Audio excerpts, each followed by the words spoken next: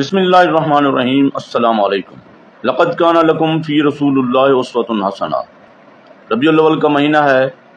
تمام مسلمان حضور نبی کریم صلی اللہ علیہ وآلہ وسلم سے محبت اور عقیدت کا اظہار اپنے انداز سے کر رہے ہیں۔ ہر ایک کا دعویٰ ہے کہ وہ حضور نبی کریم صلی اللہ علیہ وآلہ وسلم سے بے حد محبت کرتا ہے اور وہ عاشق رسول ہے، کیونکہ دعویٰ کرنا بہت آسان ہے۔ حضور نبی کریم صلی اللہ علیہ وآلہ وسلم سے محبت اور عقیدت کے تقاضے ہیں۔ جب تک ایک مسلمان ان تقاضوں کو پورا نہیں کرتا، اس کے تمام تر دعوے جھوٹے ہیں۔ نعرے لگانے سے، جھوم اٹھنے سے، محفلیں سجانے سے یہ دعوے سچ ثابت نہیں ہوتے۔ دعوے سچ ثابت تب ہوتے ہیں جب کوئی مسلمان حضور نبی کریم صلی اللہ علیہ وآلہ وسلم کی اطاعت کرتا ہے۔ ہمارا یہ عقیدہ ہے، ایمان ہے کہ حضور نبی کریم صلی اللہ علیہ وسلم آخری نبی ہیں۔ آپ صلی اللہ علیہ وسلم کے بعد کسی نبی نے نہیں آنا، یہ ہمارا ایمان ہے۔ اور جو بھی کوئی آپ صلی اللہ علیہ وسلم کے بعد نبوت کا دعویٰ کرتا ہے وہ لعین ہے، وہ کاذب ہے، جھوٹا ہے، اور اس کی اطاعت کرنے والے بھی کاذب، جھوٹے اور لعین ہیں۔ مسلمان وہی ہے جو حضور نبی کریم صلی اللہ علیہ وسلم کو آخری نبی مانتا ہے اور اس کا ایمان ہے کہ آپ صلی اللہ علیہ وسلم اللہ کے آخری نبی اور رسول ہیں۔ حضور نبی کریم صلی اللہ علیہ وسلم نے خود فرمایا ہے کہ لا نبی بعدی، کہ میرے بعد کوئی نبی نہیں ہے۔ اور قرآن مجید میں اللہ پاک نے فرما دیا ہے کہ حضرت محمد صلی اللہ علیہ وآلہ وسلم آپ مردوں میں سے کسی کے باپ نہیں ہیں اور اللہ کے آخری نبی ہیں۔ یہ تو ہماری ایمان کا حصہ ہے۔ اب محبت کا دعویٰ کیسے ثابت ہوگا؟ حضور نبی کریم صلی اللہ علیہ وآلہ وسلم نے فرمایا، میری امت کے تمام لوگ جنت میں جائیں گے سوائے ان لوگوں کے جنہوں نے انکار کیا۔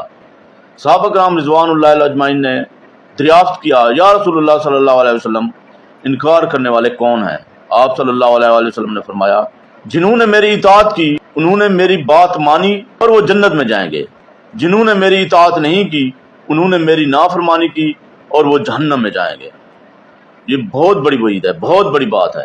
اور پھر حضور نبی کریم صلی اللہ علیہ وآلہ وسلم نے خطبہ حجۃ الوداع کے موقع پر فرمایا، میں تمہارے لیے دو چیزیں چھوڑ کر جا رہا ہوں، تم ان کو پکڑ لو گے، تھام لو گے تو کبھی گمراہ نہیں ہوگے۔ اور وہ دو چیزیں کیا ہیں؟ ایک اللہ کی کتاب قرآن مجید، اور دوسری ایک روایت میں ہے کہ حضور نبی کریم صلی اللہ علیہ وسلم کی سنت مبارک، اور دوسری روایت میں ہے کہ اہل بیت۔ ہم ان دونوں کو مستند تسلیم کرتے ہیں۔ اہل بیت کی محبت اگر دل میں نہیں ہے تو ایمان نہیں ہے۔ اسی طرح اگر سنت نبی صلی اللہ علیہ وسلم، سیرت نبی صلی اللہ علیہ وسلم ہماری زندگی کا حصہ نہیں ہے، ہم آپ صلی اللہ علیہ وسلم کے احکامات پر عمل نہیں کرتے تو بھی ہمارا ایمان نہیں ہے۔ قرآن مجید اور حضور نبی کریم صلی اللہ علیہ وسلم کی سنت، اہل بیت سے محبت، یہ ایمان کی علامت ہیں۔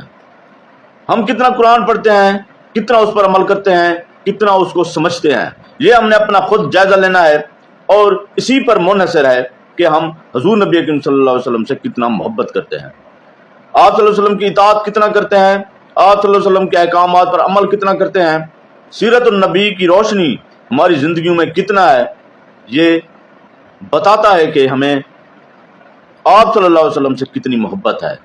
محض دعووں سے محبت نہیں ہوتی، کہہ دینے سے محبت نہیں ہوتی، محبت کے لیے قربانی دینی پڑتی ہے، محبت کے لیے اپنے دعووں کو سچ ثابت کرنا پڑتا ہے، تبھی مسلمان اپنے آپ کو مسلمان کہلانے کا حقدار ہے، امت محمدی صلی اللہ علیہ وآلہ وسلم کہلانے کا حقدار ہے، کیونکہ حضور نبی کریم صلی اللہ علیہ وآلہ وسلم آخری نبی ہیں۔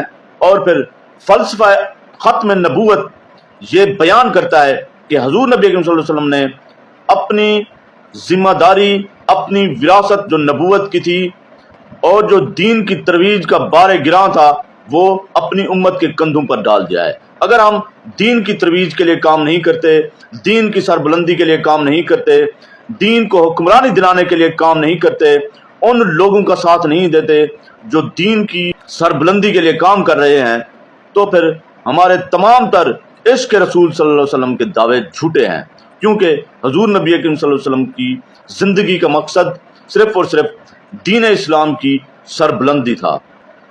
میری زندگی کا مقصد تیرے دین کی سرفرازی، میں اسی لیے مسلمان، میں اسی لیے نمازی۔ السلام علیکم ورحمۃ اللہ وبرکاتہ۔